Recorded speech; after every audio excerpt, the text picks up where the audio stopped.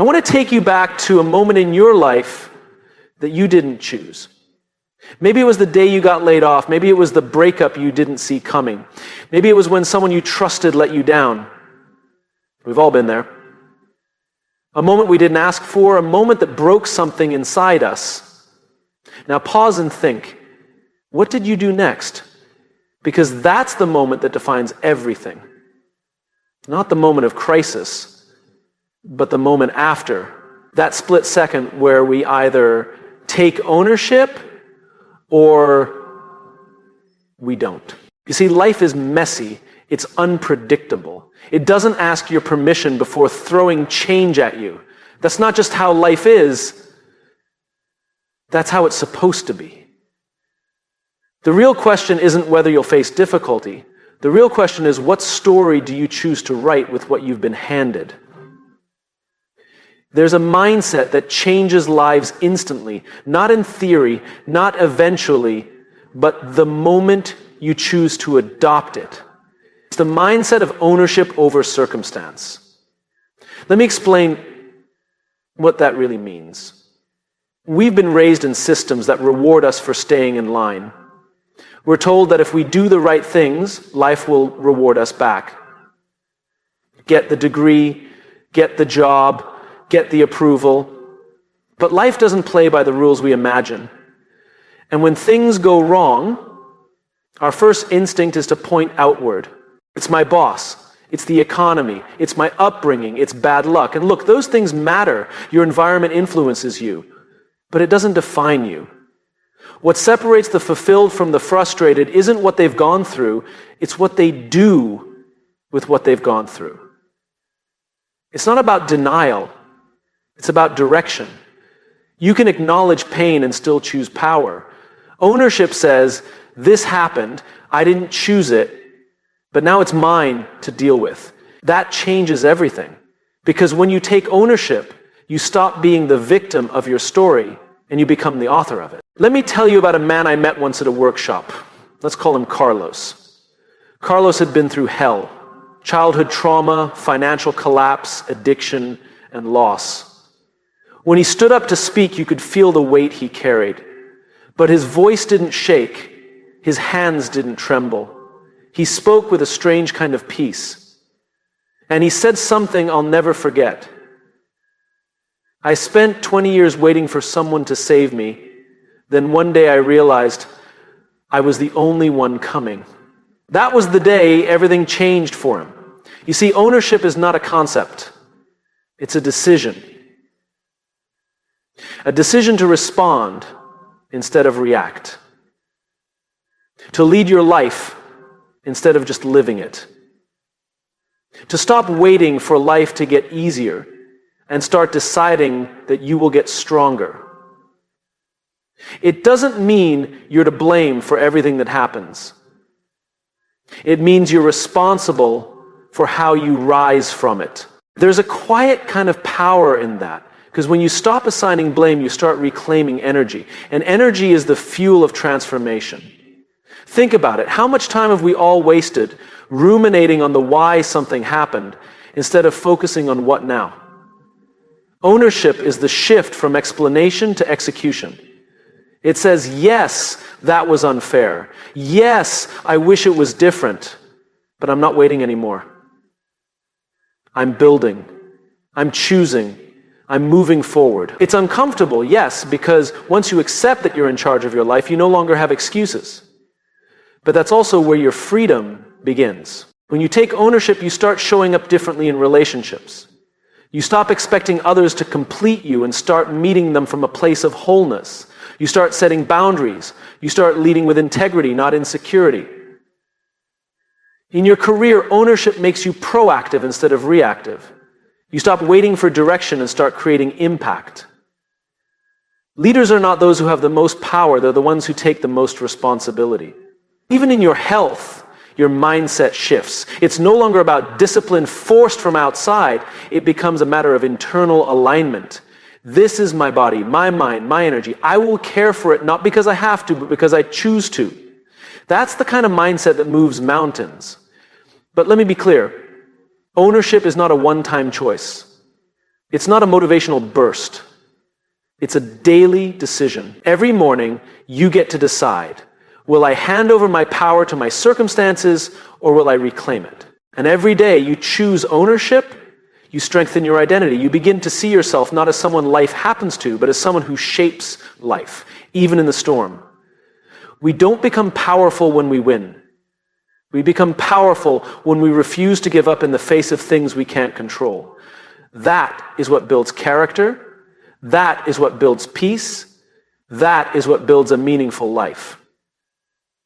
So the next time something goes wrong, and it will, pause, breathe. Ask yourself, what would it look like to take full ownership of this moment? Then do it. Act. Lead. Take the first step. Because the truth is, your life doesn't change when the world gets easier. It changes the moment you decide that the world doesn't get to dictate who you are. That mindset of radical ownership can shift everything instantly. And when you carry it with you, through success and struggle alike, you stop chasing power and start living with it. And that changes everything. We live in a world obsessed with results. It's everywhere. Likes, followers, titles, salaries, scores, promotions, outcomes. From the time we're children, we're taught to chase the finish line. Win the trophy, they said. Get the grade. Then later it becomes get the house, get the car, get the position. And somewhere along the way, we start defining our worth by how far ahead we are or how far behind. But the truth is, this obsession with the outcome is exhausting, and worse, it's hollow. Because no matter how much we achieve, the feeling of not enough comes back. It always does. The goalpost moves. You reach the summit only to find another one in the distance. But there's another way to live. A mindset that doesn't wait until the end to feel proud. A mindset that doesn't depend on applause or recognition to feel valuable. It's a mindset that flips the entire script. Fall in love with the process. I remember meeting a young athlete, maybe 22. He was disciplined, focused, incredibly talented, but something was off. He was burnt out, not because he didn't love the sport, but because he felt like every game, every play, every move was a test, a pass or fail. He was chasing perfection, chasing numbers. And when I asked him what first made him fall in love with the game, he paused, and then he smiled. The training, he said. I used to love the training. The smell of the gym, the sound of my shoes on the floor, the rhythm of getting better. And that was the moment. The process. That's what he had lost. And that's what he needed to return to. You see, when we measure our value by the outcome, we become transactional with our lives. We start showing up only when there's a prize at the end. Because not every effort gets rewarded in the short term. Not every good decision leads to immediate validation. But it always contributes to who we're becoming. The process is where the transformation happens. The process is where the identity gets built. Outcomes are snapshots. The process is the story. I once read a story about a violinist who practiced alone in a basement for 10 years, not for fame, not for an audience, but because the practice itself made her feel alive.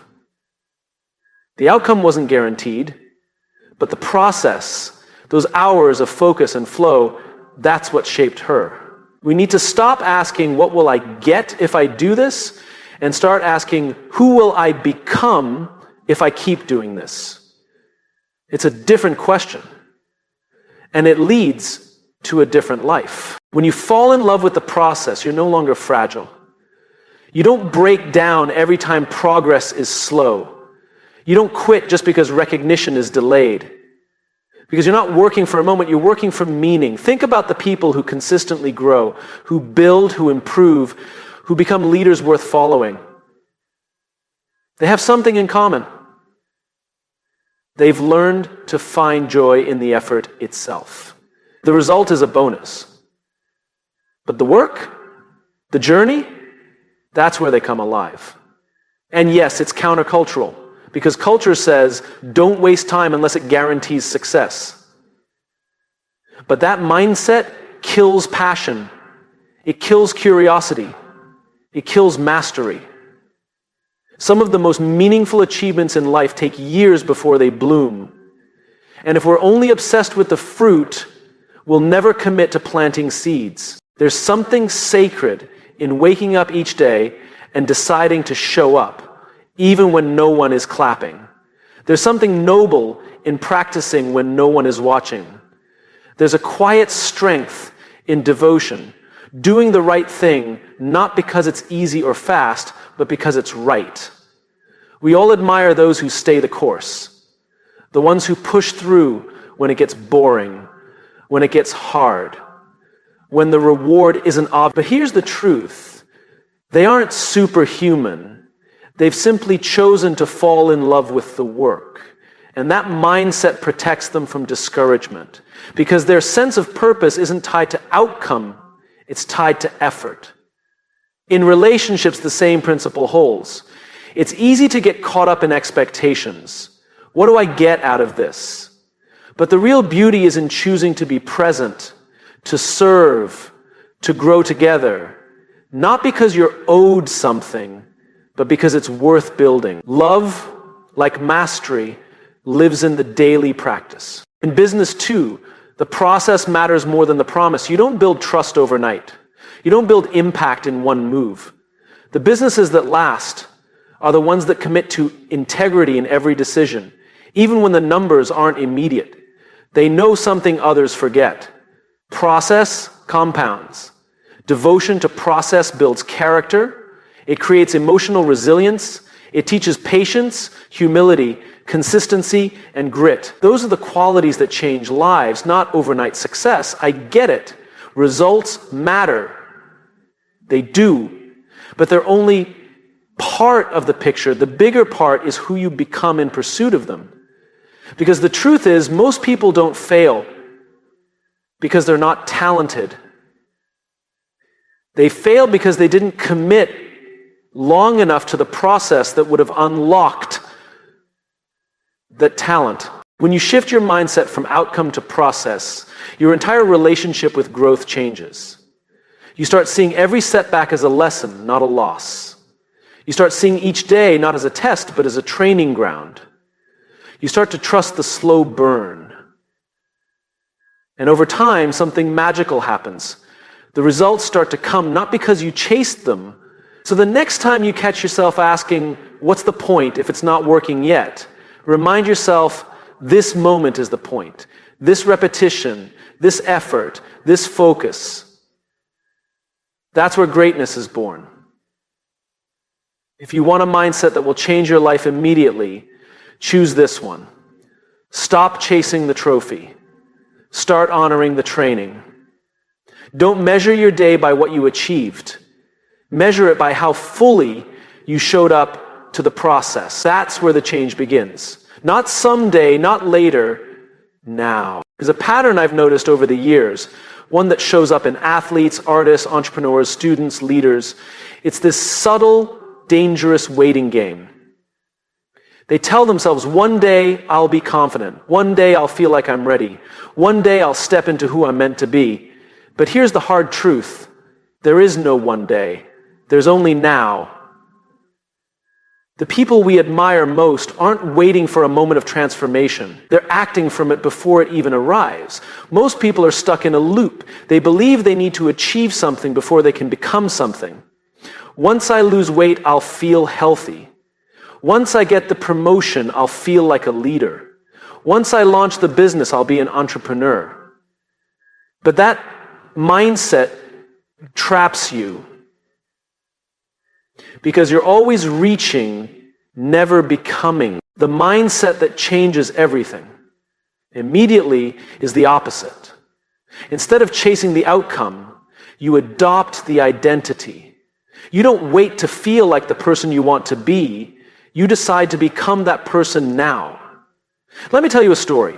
A few years ago, I met a man who'd just run his first marathon. He wasn't a professional athlete. He wasn't even particularly fit when he started. He was an accountant, a father, a regular guy. But when I asked him what the hardest part was, he didn't talk about race day. He didn't talk about the long runs or the blisters. He said the hardest part was convincing himself that he was a runner before he'd ever run a mile. And I didn't believe I was that kind of person, he said. I kept saying, I'll call myself a runner when I run a half marathon. Then it became, once I run a full one. But the shift happened when I woke up one day, put on my shoes, and said out loud, I'm a runner. That's the day everything changed. He became the identity before he had the outcome. And it worked. Not because he tricked himself, but because identity shapes behavior. Once he saw himself differently, he started showing up differently. That's what most people don't realize. We think action creates identity, but identity also creates action. It's a loop, and it works in both directions. If you want to write a book, don't wait until you get published to call yourself a writer. Start writing, start thinking like a writer, start structuring your day like one. Wake up early and protect your creative time like your life depends on it, because in a way it does. That identity shift will drive the habits that eventually create the outcome. This is the reason people struggle with consistency. They try to change what they do without changing who they believe they are. They say, I'm trying to get fit, instead of I'm someone who values health. They say, I'm trying to wake up early, instead of I'm the kind of person who starts their day with intention. Language matters. Self-talk matters. Because every time you declare something about yourself, your actions begin to align with that belief. I once worked with a leader who was struggling with confidence. He'd just been promoted, and despite his title, he felt like an imposter. He kept saying, I don't feel like a real leader. And so he acted cautiously. He second-guessed himself. He avoided tough conversations. But here's what we did. We didn't try to fix his leadership skills. We worked on his identity. We had him write a letter to himself. Not from the version who felt unsure, but from the version who had grown into that leadership role. The version who had already become the kind of leader others trusted and followed. He read that letter every morning. And slowly, something shifted. He didn't wait for permission to lead. He started leading. And people noticed. Identity isn't about pretending. It's about aligning with who you're choosing to become.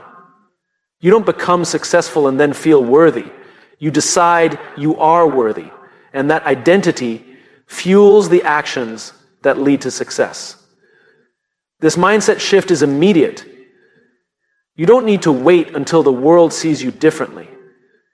You need to see yourself differently. And yes, this requires courage. Because when you step into a new identity, the world might not catch up right away.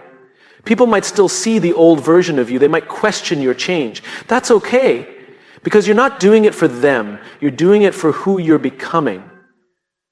This mindset is about integrity, not in the moral sense, but in the structural sense.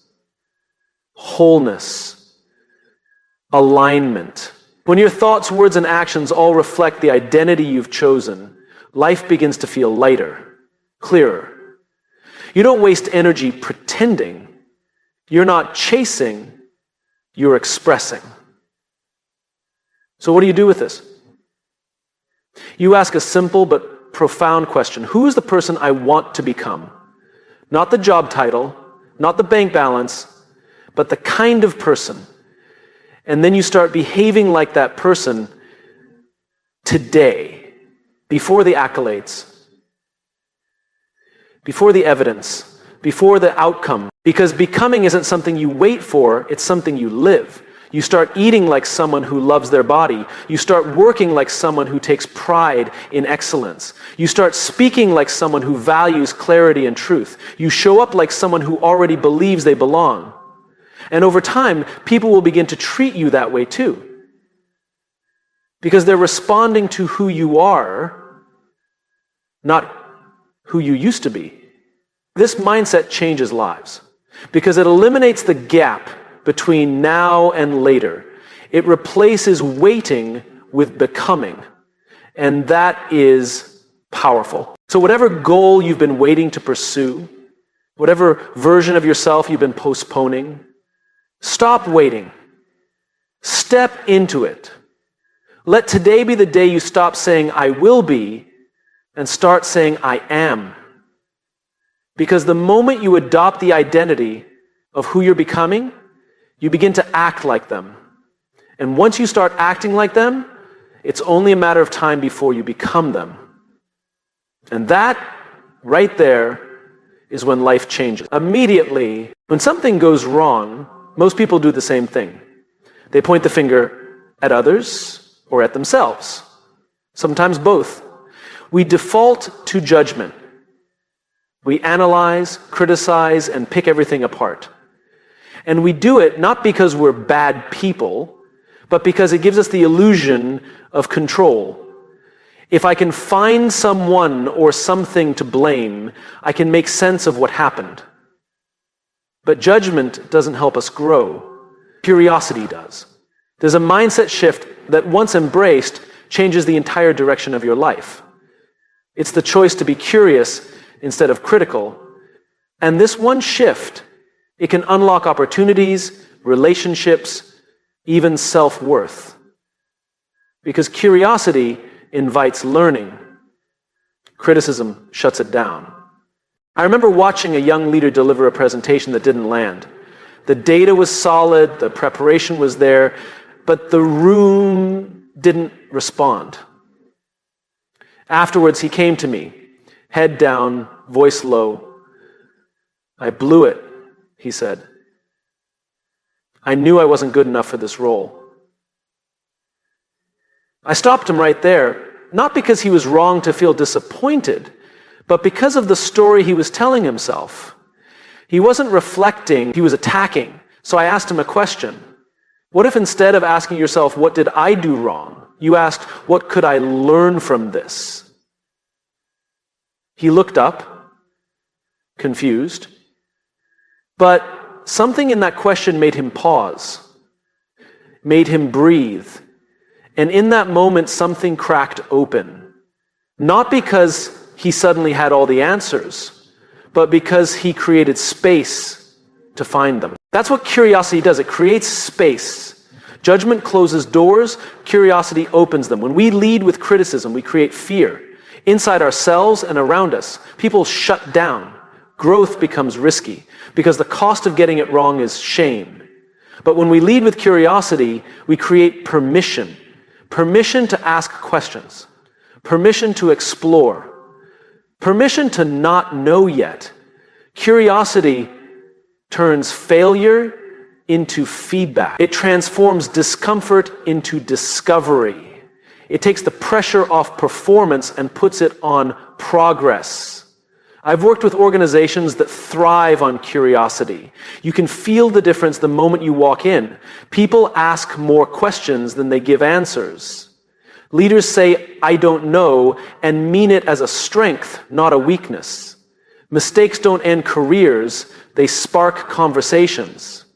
And that's where innovation lives. But curiosity isn't just a business tool, it's a life tool. And it's one we often forget how to use. Think about children. They ask questions relentlessly. Why is the sky blue? What's inside the wall? Why do people lie? They're not trying to critique the world, they're trying to understand it. And because of that, they grow at an astonishing rate. They learn language, emotions, motor skills, social dynamics, sometimes all in the same afternoon. Not because they're smarter than adults, but because they're more curious. Somewhere along the way, we lose that. We trade curiosity for certainty. We stop asking questions and start defending positions. And in doing so, we slow our own growth. You want to change your life immediately? Get curious again about yourself, about the people around you, about the world you think you already understand. When you mess up, don't say, I'm such an idiot. Ask, what caused that decision? When someone lets you down, don't say, they're just selfish. Ask, what might they be struggling with? When you feel stuck, don't say, I'm not cut out for this. Ask, what's another way to look at this? These questions aren't soft, they're strong. They take more strength than blame ever will. I once coached a woman who'd been passed over for a promotion. She was angry, frustrated, hurt. She had every right to be, but she was ready to quit. She said, if they don't see my value, I'm done. I asked her, what if this is the moment that shows you something about yourself you wouldn't have seen otherwise? She paused, not because the pain went away, but because the perspective shifted. And in that space, she got curious. She looked at how she showed up in meetings. She asked for feedback she didn't want to hear. She studied leadership styles that weren't her own. 6 months later, she got a bigger opportunity, one she almost walked away from, because judgment had closed the door. Curiosity does, but it keeps you moving. It turns pain into perspective. And when we turn that mindset inward toward ourselves, it becomes even more powerful. Most of us are our own worst critics. We dissect our flaws. We rehearse our failures. We carry guilt like a second skin. But judgment won't get you unstuck. Compassion paired with curiosity will. Try asking yourself this. If I were someone I loved, how would I treat me right now? Then listen, not with defensiveness, not with excuses, just with honesty. That's what growth sounds like. This mindset also transforms relationships. It changes conflict. Instead of assuming intent, you ask for it. Instead of labeling behavior, you ask about the story behind it. You become less interested in being right and more interested in being connected. And something beautiful happens. People start to trust you because they don't feel judged. They feel seen. And when people feel seen, they open up. That's when real communication begins. That's when change begins. There is nothing soft about curiosity. It requires humility. It requires patience. It requires a willingness to be wrong and to still keep asking. But the payoff is enormous. A curious person doesn't wait for life to hand them answers. They go looking. They read. They listen. They explore. And because of that, they grow faster, love deeper, and lead better. So if you're standing at a crossroads in your life, whether it's your career, your relationship, your identity, don't rush to judge. Don't default to criticism. Don't shut down because you don't know yet. Get curious. Ask what's here for you. Ask what this is trying to teach you. Ask what you haven't yet seen, because that simple shift from judgment to curiosity can unlock everything. And the moment you choose it, your life starts to change. Immediately, there's a strange thing about motivation. It doesn't always show up when you need it. Some mornings you wake up and you're ready to take on the world. Other days, the same goals feel heavy. You look at your to-do list, your commitments, your promises to yourself, and none of it feels urgent. None of it feels worth the effort. The mood's just not there. And that's the trap. Because if your life is built around how you feel in the moment, you'll always be chasing consistency and never quite finding it. The day you feel tired, you'll skip the workout. The day you feel discouraged, you'll avoid the work. The day you feel insecure, you'll hide instead of speak up. And slowly, over time, your life becomes a reflection, not of your values, but of your moods. There's a mindset that can flip this entire pattern. It's not glamorous. It doesn't come with instant gratification, but it creates a kind of internal power that nothing can shake.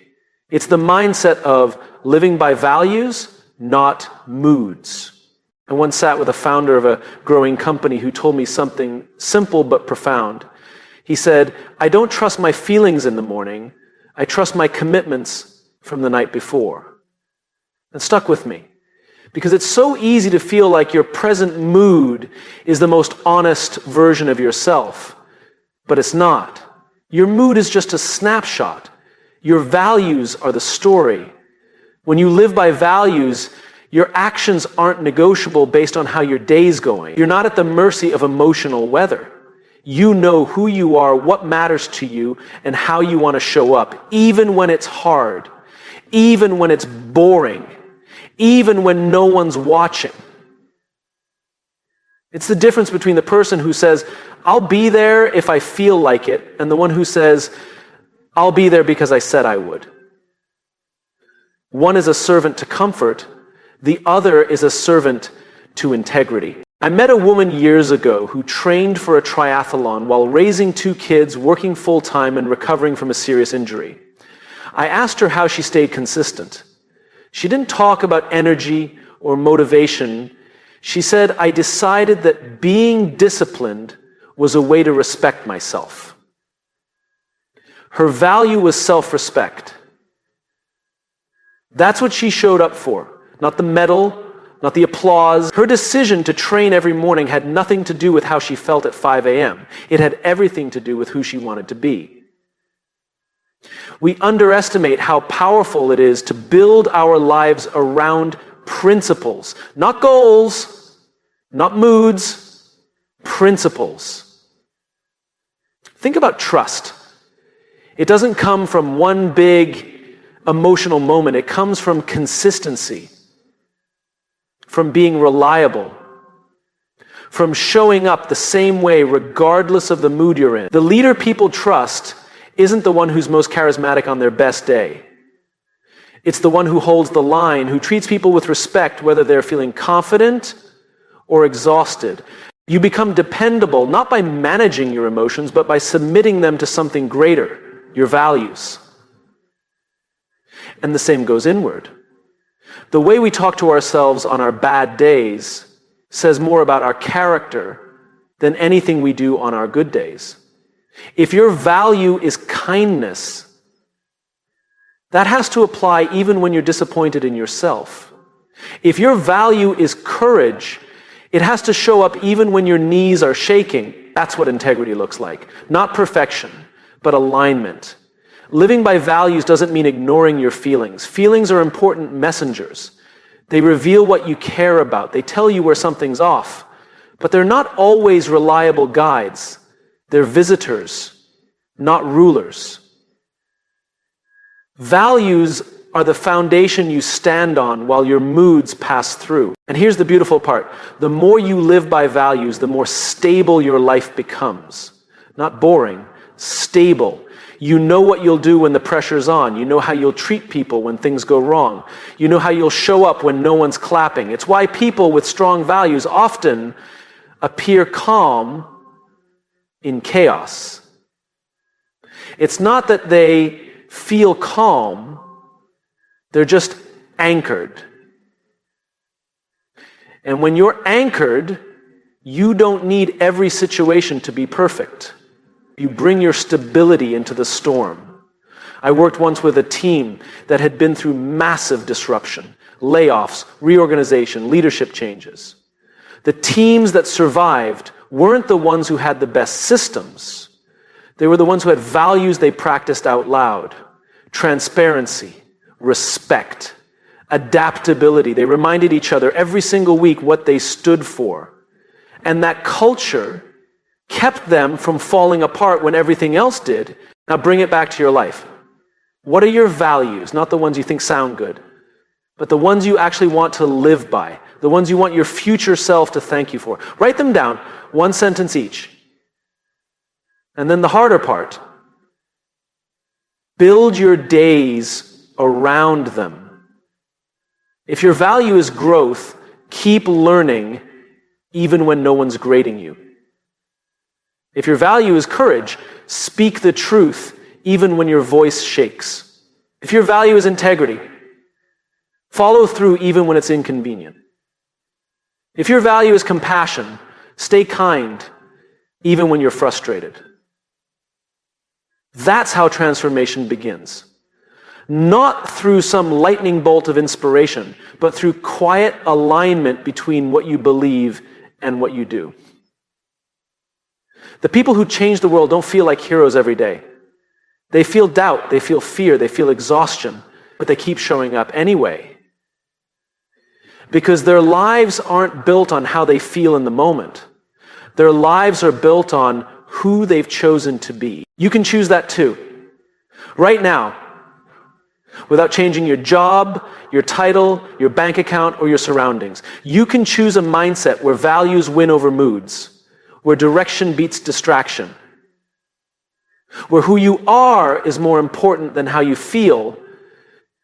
Because the moment you stop negotiating your actions with your emotions and start aligning them with your values, is the moment your life begins to change. Immediately.